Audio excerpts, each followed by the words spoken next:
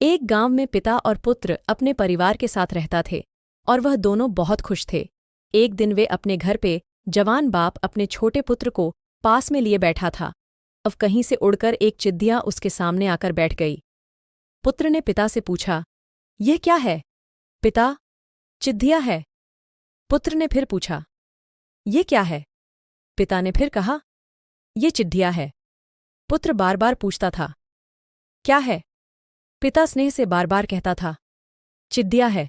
समय बीतता गया और उसका लड़का जवान हो गया। पिता बहुत खुश था, पर कुछ वर्षों में पुत्र बड़ा हुआ और पिता बुढ़ा हो गया। पिता घर में चारपाई पर बैठा था और वह बूढ़ा होने के कारण उसे बहुत कम दिखाई देने लग गया था। घर में कोई उसके जवान बेटे से मिलने आया। पिता ने पूछा, कौन आया है?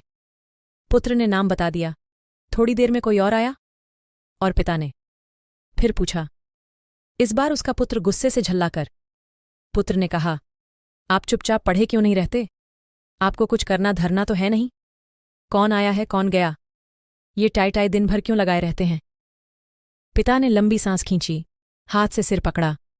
बड़े दुख भरे स्वर में धीरे धीरे वह कहने लगा, मेरे एक बार पूछने पर तुम क्रोध करते हो और तुम सैकड़ों बार पूछते थे एक ही बात, ये क्या है? मैंने कभी तुम्हें जिकड़ा नहीं। मैं बार बार बताता रहा, चिद्दिया है। कहानी की शिक्षा, अपने माता पिता का तिरस्कार करने वाले ऐसे लड़के बहुत बुरे माने जाते हैं। तुम सदा इस बात का ध्यान रखो कि माता पिता ने तुम्हारे पालन पोषण में कितना कष्ट उठाया है और तुमसे कितना प्यार किया है।